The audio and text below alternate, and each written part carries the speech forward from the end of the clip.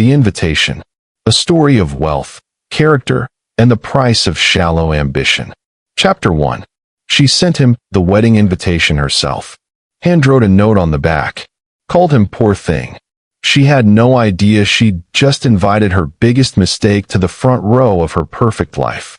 Aston Turner was 34 years old, standing at his mailbox in the cool evening air of a quiet Portland street, when his entire past arrived in a cream-colored envelope stamped with gold foil. He turned it over. The handwriting on the back was unmistakable, sharp, deliberate, like every move she'd ever made. Aston, I wanted you to see what my life has become. Howard gives me everything I deserve. I know this might be hard for you, poor thing, but I'd love for you to come celebrate with us. Maybe it will finally inspire you to make something of yourself. Bring a date if you can find someone willing. Arlette Marcell. Even her cruelty was elegant. He folded the note back into the envelope and stood in the amber glow of the street lamp. The hurt she expected, the flinch, the broken pride, none of it came. What came instead was something cold and clear. Recognition. Because Arlette had no idea. She never had. She didn't know that the modest one-bedroom apartment she'd walked out of 18 months ago was paid for in cash. She didn't know that the same struggling fifth-grade teacher she'd dismissed drove a 10-year-old Honda by choice, not necessity. She didn't know that the educational software platform he'd quietly built during evenings and weekends had sold for nearly $20 million, and that the man she called poor thing had been quietly funding college scholarships, hospital bills, and classroom renovations across 3 states. The only people who knew were his attorney, his financial advisor, and his grandmother's memory. Evelyn Turner had made him promise, lying in that hospital bed 7 years ago, stay grounded in real work with real people, baby. Don't let the money make you someone else. 10 years. He'd honored every word. He looked at the invitation again. A vineyard estate in Scottsdale. 2 weeks away. He tucked the envelope under his arm, walked back inside, and reached for his phone. It was time. Chapter 2. The next morning, Aston was at his desk by 7:15, arranging geometry cutouts for third period when the first bell rang. Room 14 at Cascade Elementary looked nothing like the classrooms in school brochures. No smartboards. No laminated motivational posters from corporate print shops. Instead, the walls were covered with student-made maps, hand-drawn timelines, and project boards that showed actual thinking, the messy, beautiful kind. Mr. Turner. A small boy named Eli held up his worksheet, grinning. I used the 10 strategy like you showed us. Show the class, Aston said simply, stepping aside. Watching Eli walk to the board with quiet confidence. That was the thing money couldn't buy. Not the jet he'd be boarding in 2 weeks. Not the suite he'd already reserved. This. After dismissal, he drove his old Honda to the glass tower downtown where Sarah Holt, his financial advisor, and his attorney, Grant Webb, were already waiting in a corner conference room with floor-to-ceiling windows overlooking the city. The 10 years are almost up, Aston said, sliding Arlette's invitation across the table. Sarah raised an eyebrow. Grant read the handwritten note without expression. Strategic visibility, Aston said.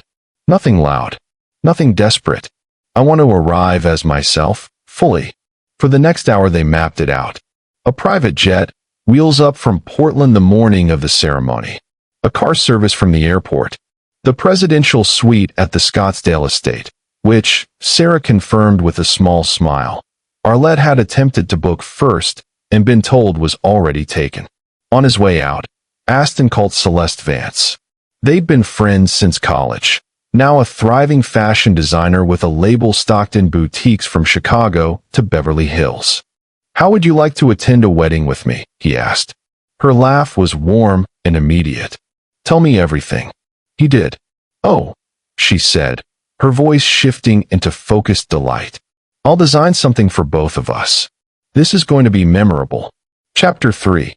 That night, Aston sat at his kitchen table with a box he hadn't opened in 18 months. He wasn't sure what made him reach for it.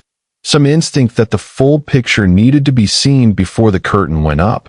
Inside, photographs, a dried flower from a hike they'd taken, a movie ticket stub, and then, slipping from between two folded notes, a small leather-bound journal.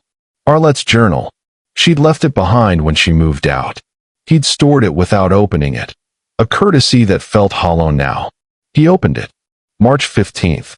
Another dinner at his favorite cheap Italian place. He thinks it's charming. I think it's a dead end. I need to start putting myself in rooms where real ambition lives. April 2nd. Met someone at a charity gala tonight. Howard Hamilton, orthopedic surgeon. He noticed my dress. I noticed his watch. I need to engineer another encounter. May 18th. Howard took the bait. Everything checks out. Practice, reputation, the right social circles. I just need to time my exit from Aston carefully. Can't appear cold. Need to keep the moral high ground. He read every entry. The staged chance meetings. The strategic wardrobe shifts. The rehearsed breakup speech. Word for word, months before she delivered it. June 30th. Diane is helping me track Howard's schedule. Aston still has no idea. His dedication to those kids would be admirable if it wasn't so suffocating. I deserve more than a life of budgeting and borrowed contentment. Aston set the journal down. The hurt he'd carried for 18 months, the quiet ache of feeling like he hadn't been enough, dissolved completely. Because it was never about what he lacked. It had always been about what she'd already decided she wanted before she ever told him the truth. He picked up his phone and called his old college friend, Devin Cole, an entertainment attorney in Los Angeles who'd always kept a finger on every social current. Devin, he said, I need to know what story she's been telling. Devin paused. Then, man, you're not going to like this. Chapter 4. Devin didn't mince words. She's been running a whole narrative, Aston. Telling people you fell apart after the breakup, that you've been texting her, trying to get her back. She positioned herself as the generous ex who invited you to the wedding out of pity. Said she hopes it gives you closure. Aston was quiet. It spread through your entire social circle, man. People actually believe you're this sad, broken guy she had to leave for her own good. Perfect, Aston said. Perfect. That makes everything that happens next even better. He spent the rest of the week finalizing the details with Sarah and Grant. The jet was confirmed. The suite was reserved. Celeste called with fabric swatches and measurements. She'd designed a custom charcoal suit with hand-stitched lapels for him, and something for herself that she refused to describe over the phone, only promising it would be exactly right. 1 week before the ceremony, Aston sat in his apartment, holding the framed photograph of his grandmother from its usual place on his desk. Her warm eyes, her quiet smile. The kind of woman who never raised her voice, but whose words lived in you permanently. I kept my promise, he said softly. Now I get to be fully myself. He set the frame down gently and opened his laptop to send the RSVP. Yes. +1. The wedding was in 11 days.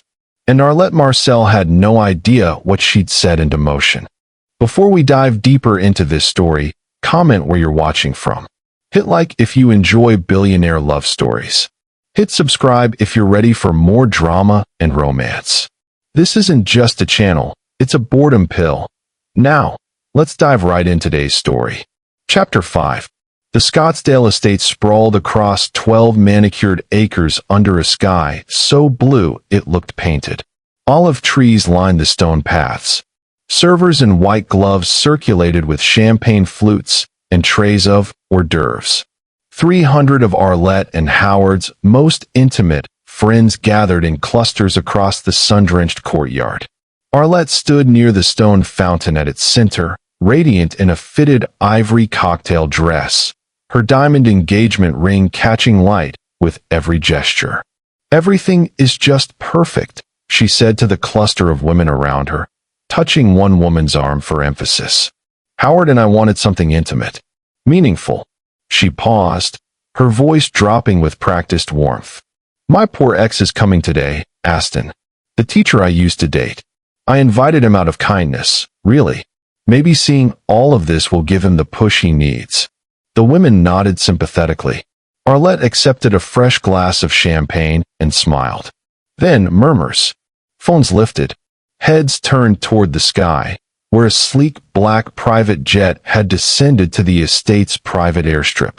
Must be someone from Howard's medical board, a woman said. No, I heard it's a tech investor. Arlette waved it away.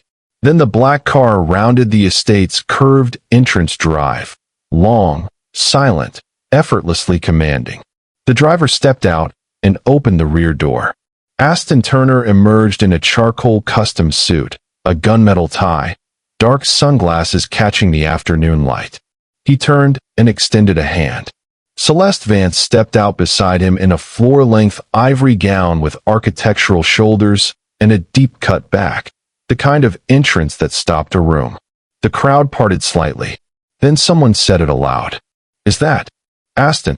Across the courtyard, Arlette's champagne glass froze halfway to her lips. Chapter 6. The cocktail hour's careful choreography dissolved.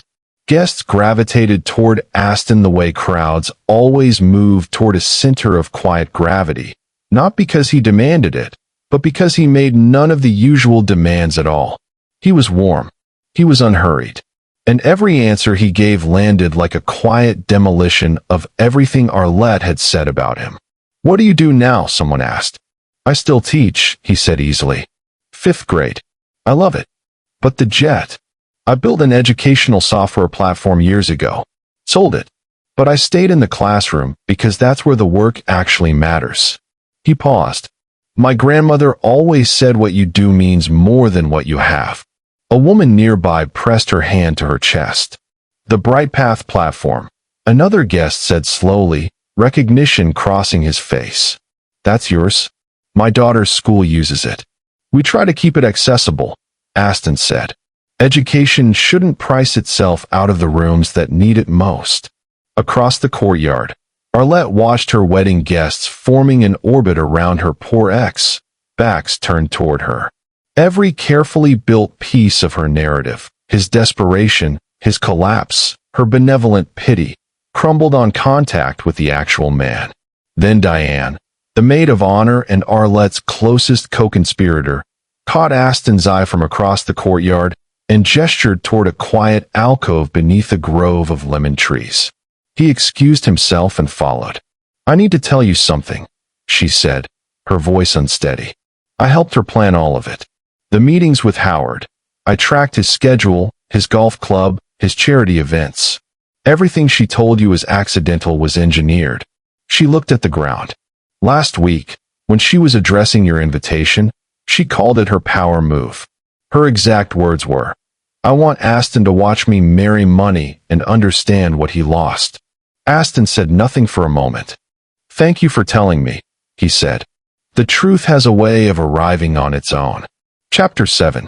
Arlette found him near her parents. She grabbed his arm with far more force than the smile on her face suggested and steered him toward a private stone terrace where cascading bougainvillea draped the railing and the vineyard stretched gold beneath the late sun. The moment they were alone, the smile vanished. What is this? She hissed. The jet, the car, the suit. Where did all of this come from? Did you rent it? Did you do all of this just to embarrass me on my wedding day? You invited me, Aston said calmly. Don't. Her voice cracked. You had money this whole time. While I was complaining about your apartment, your car, your thrift store shopping, you had money. You made me look like a fool. You made yourself look like someone who measured a person's worth in what they owned, he said quietly. I'm the same man I always was. The only difference is now you can see what was always there. She paced the terrace, white dress rustling against the stone. Does Howard know? Are you going to tell people? I'm not here to ruin anything, Arlette. You're enjoying this. She stopped, standing there in that suit, perfectly calm, while she exhaled sharply. You could have told me.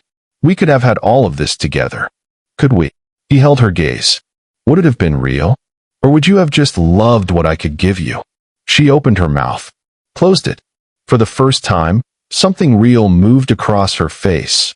Not performance, not strategy. Genuine reckoning. He reached into his jacket and placed a small leather-bound journal on the terrace railing between them. Her face drained. I found it when you moved out. I kept it without reading it, out of respect. He paused. I don't have that respect for the person I found in those pages. Arlette stared at the journal. Her jaw trembled. You planned to leave me from the beginning, he said.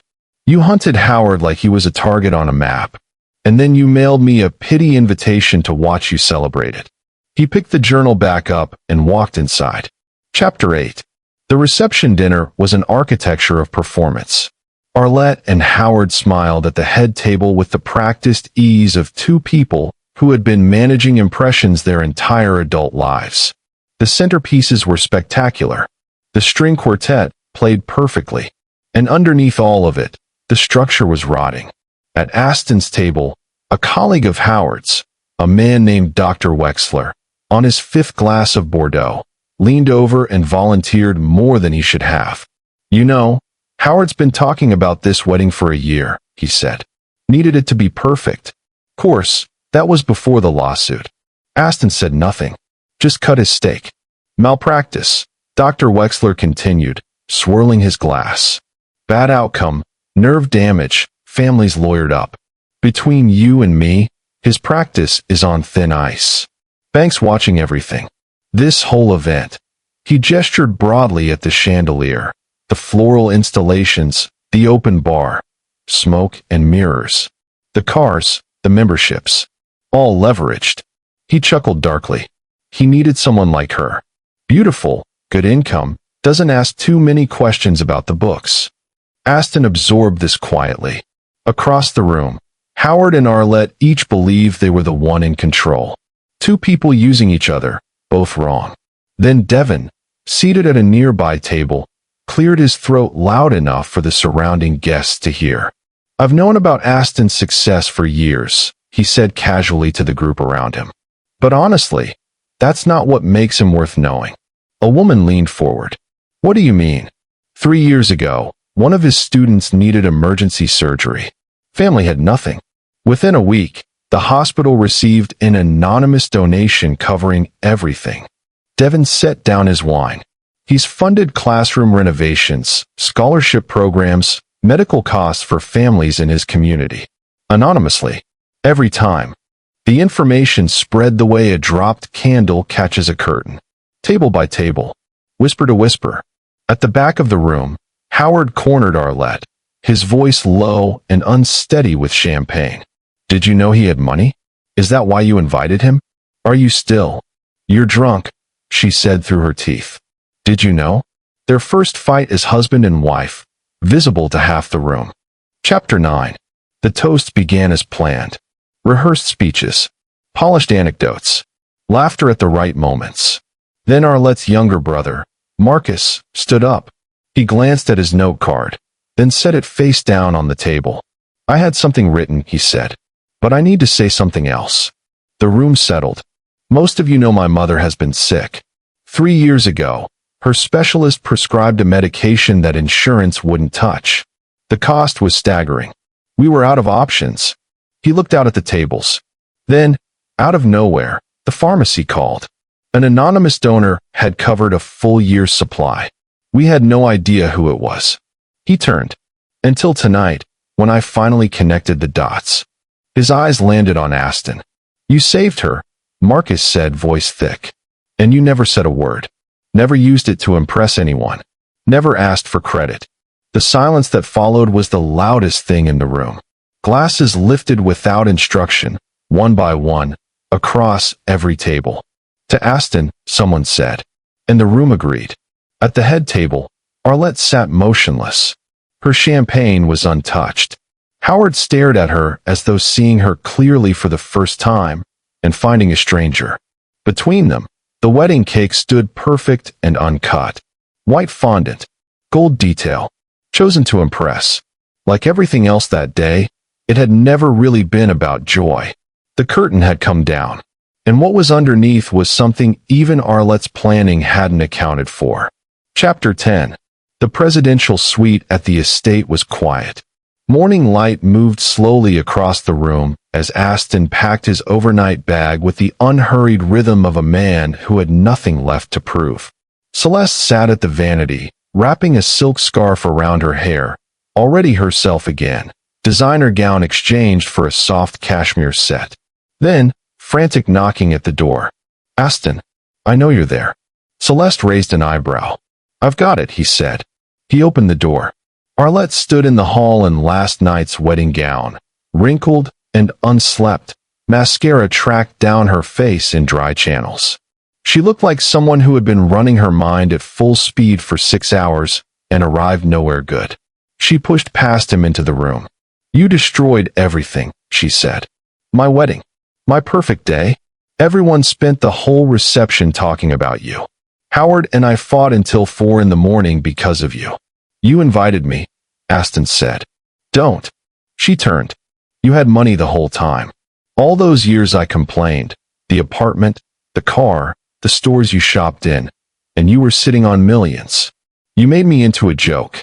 You made yourself into a cautionary tale," he said quietly. "I'm the same person I was when you left. The only variable that changed is what you can see now." She crossed the room toward him, voice shifting, softer, almost plaintive. "We could have had all of this. The life I wanted. Why didn't you just tell me?" "Because I needed to know if you wanted me," he said. "Not the money. Not the life it buys. Me. And you showed me exactly who you were." He picked up the journal from his bag and set it on the table between them. "I found this 18 months ago. I read it 2 weeks ago." He opened it to a marked page. "You planned your exit from me before you ever looked me in the eye and said you loved me. You hunted Howard the same way." Arlette stared at the journal. Her breath went shallow. "Are you going to show it to him?"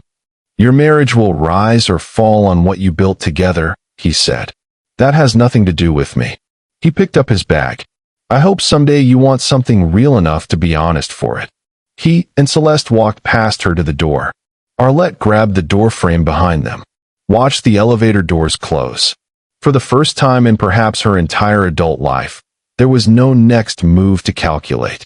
Chapter 11. 2 weeks later, Aston was at his desk after school, red pen moving across a math worksheet, when his phone buzzed. A message from Diane. "You need to know what's happening." He set down his pen. The message came in pieces. Howard had found the journal. Arlette had left it at the estate in her rush to reach Aston that morning. He'd read everything. The engineered meetings, the tracked schedule, the strategy sessions with Diane, the cold calculus that had preceded every accidental encounter. He was devastated. His family, old money, old values, had been monitoring Arlette since the wedding. When they learned the full story, they pulled their financial support from his practice. They called her a social climber, said she had trapped their son. But that wasn't the worst of it. Arlette's employer had quietly launched an internal audit, triggered by the scale of the wedding expenses cross-referenced with her travel reports. The investigation expanded. Years of inflated expense submissions, tens of thousands of dollars redirected to fund a lifestyle her salary couldn't support. Criminal charges were being discussed. "The social fallout is brutal," Diane wrote. "Half the wedding guests have quietly removed her. No one's returning calls. The contrast, her calling you poor thing, while you were secretly funding families in need. It's all anyone talks about." Her parents barely spoke to her. Mrs. Marcell had called Diane crying. She said she didn't recognize the person her daughter had become. Aston stared out the classroom window at the kids playing on the courts below. Their laughter rose 3 floors without effort. He opened his messaging app, typed slowly. "I hope you find what you're looking for. But I hope more that someday you figure out what that should be." He pressed send. Then he blocked the number, cleared the thread, and went back to his student's worksheet. Chapter 12. 6 months later, Aston pulled into the school parking lot in a slate-gray Tesla, unhurried. The car was a deliberate choice, efficient, conscious, nothing that demanded attention. The balance he'd finally found. Inside, the hallways looked different. Through the Aston Turner Foundation, named quietly for his grandmother, the school had received new technology for the STEM lab, art materials, and a small recording studio that had become the most popular room in the building. His classroom walls were covered in student projects, college acceptance letters from former students, and scholarship confirmations. He'd found a way to merge his two worlds without shrinking either one. His phone buzzed. A message from Celeste. "Don't forget the education board dinner tonight. Wear the charcoal tie." Their relationship had settled into something real and unhurried. Weekly dinners that turned into long conversations about the things that actually mattered to both of them. She'd helped redesign the mentoring space in his new brownstone, where students gathered every Tuesday and Thursday to talk about college, careers, and the specific weight of ambition. Between classes, he opened an email, an invitation to speak at next month's Innovation in Education conference. The topic, purpose-driven success, building character before building wealth. He typed his acceptance. That afternoon, he found a small envelope in his classroom mailbox. Inside was a handwritten note from a former student, a young woman named Priya, now a registered nurse. "Mr. Turner, you changed my life and never asked for credit. Your anonymous scholarship paid for nursing school. I'm marrying a pediatrician I met at the hospital next spring. I'd be honored if you'd celebrate with us." Aston read it twice. He remembered the quiet arrangement, made through the school's administration years ago, before Priya ever knew his name as anything more than her teachers. He would go. He'd book a regular flight, buy a thoughtful gift from a local shop. No jet, no car service, no entrance, just himself. He looked at his reflection in the dark classroom window before the lights came up. The same man he'd always been, standing without the weight of a secret. His grandmother's words had lived in him long enough to become his own. Success isn't about what you have. It's about who you are when you have it. Some people spend their lives chasing what they think they deserve. He had learned the only version of that worth anything. Deserve what you chase. You just finished a story about a man who had everything and chose to live as if he had nothing, not out of shame, but out of principle. Before you move on, sit with that for a moment. Aston Turner didn't hide his wealth to be mysterious. He hid it because his grandmother understood something most of us learned too late. The way people treat you when you appear to have nothing tells you everything you need to know about their character. And the way you treat yourself when no one is watching tells you everything about yours. Arlette wasn't a monster. She was a mirror. She showed us what happens when ambition becomes the whole personality, when I deserve better curdles into other people are tools. Her tragedy isn't that she lost everything. Her tragedy is that she never stopped to ask whether she was becoming someone worth being. The question this story quietly asks, and never answers for you, is this: if your circumstances were stripped away tomorrow, would the people in your life still stay? Not your salary, not your address, not your title, just you, as you actually are. That's the test Aston ran on everyone around him, including himself. And the result wasn't a triumphant entrance off a private jet. That moment was just the surface. The real result was quieter: a note from a former student, a scholarship that changed a life, a foundation named after a woman who taught him that dignity isn't something you earn when you finally arrive. It's something you practice every single day, long before anyone is watching. Arlette chased what she thought she deserved. Aston became someone who deserved what he'd built. The distance between those two approaches is the entire story. So the only question worth asking when you close this page is a simple one. Which one are you living? Hello, lovers and billionaires. If you enjoyed this story, please take a moment to like, subscribe, and share it with your friends and family. Your support truly means a lot and helps our stories reach more hearts around the world. See you on the next story.